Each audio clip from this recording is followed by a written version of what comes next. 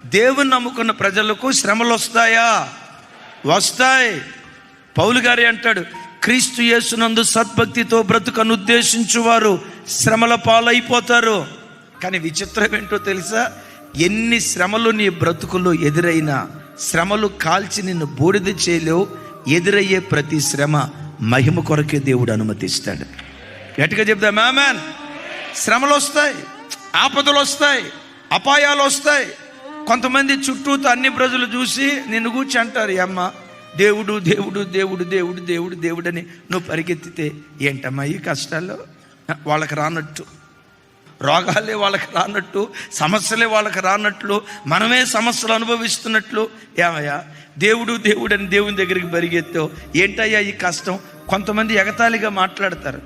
వాళ్ళని చూసి నువ్వు వేడిసి ఎట్లా అని అట్లా అనొద్దు. నువ్వేమన్నాలో తెలుసా? నేను నమ్మిన వానిని నేను ఎరుగుదును, ఆయన నన్ను సిగ్గుపరచని దేవుడు. ఏ రోజుకైనా నా తలపైకెత్తుతాడు ఆయన. ఏ రోజుకైనా విజయోత్సవంతో దేవుడు ఊరేగిస్తాడు ఆయన. ఈరోజు ఎగతాళి చేసిన నోరులే, విమర్శించిన నోరులే రేపు ప్రశంసించేటట్లుగా దేవుడు చేస్తాడు.